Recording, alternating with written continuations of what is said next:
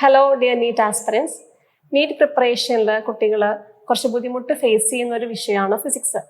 So നിങ്ങളത് prepare ചെയ്യുമ്പം number of questions അല്ലെങ്കിൽ വെയിറ്റേജ് നോക്കി പ്രിപ്പയർ ചെയ്താൽ നിങ്ങൾക്ക് ഈസി ആയിട്ട് പ്രിപ്പയർ ചെയ്യാം.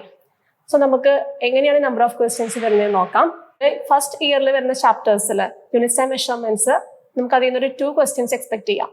പിന്നെ motion in straight line, motion in plane, ഇത് രണ്ടും കൂടെ നമുക്കൊരു 2 ക്വസ്റ്റ്യൻസ് എക്സ്പെക്ട് ചെയ്യാം. ദെൻ ലോസ് ഓഫ് മോഷൻ ഇതും 2 ക്വസ്റ്റ്യൻസ്.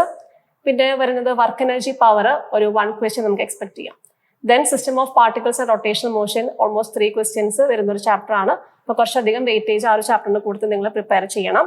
പിന്നെ ഗ്രാവിറ്റേഷനിൽ 2 ക്വസ്റ്റ്യൻസ് നമുക്ക് എക്സ്പെക്ട് ചെയ്യാം. Then come solids and fluids, ഇത് രണ്ടും കൂടെ നമുക്കൊരു 2 number of questions.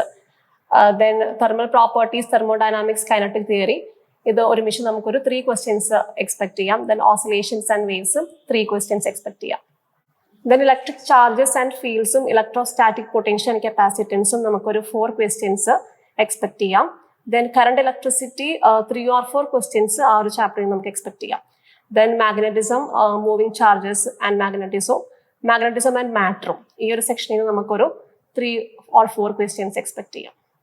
Next EM induction, alternating current, EM waves, ഈ ഒരു സെക്ഷനിൽ നമുക്ക് 4 ക്വസ്റ്റ്യൻസ് എക്സ്പെക്ട് ചെയ്യാം. പിന്നെ നമ്മുടെ ഒപ്റ്റിക്സ് ആണ് വരുന്നത്, ray optics and wave optics, ഇത് രണ്ടും കൂടെ ഒരു 4 ക്വസ്റ്റ്യൻസ്. നെക്സ്റ്റ് വരുന്നത് dual nature of matter and radiation, then atoms, nucleus, ഇതെല്ലാം കൂടെ നമുക്കൊരു 4 questions. Then last one is electronics, semiconductor and electronics, അതിൽ നമുക്കൊരു 2 ക്വസ്റ്റ്യൻ എക്സ്പെക്ട് ചെയ്യാം. സോ മക്കൾ ഈ ഒരു രീതിക്ക് നിങ്ങൾ പഠിക്കുകയാണെങ്കിൽ നിങ്ങളുടെ പ്രിപ്പറേഷൻ കുറച്ചും കൂടി ഈസി ആയിരിക്കും. അപ്പോൾ വെയിറ്റേജ് നോക്കി നിങ്ങൾ ആ ചാപ്റ്റേഴ്സിന് ഇമ്പോർട്ടൻസ് കൊടുത്ത് പഠിക്കാം. ഓക്കെ.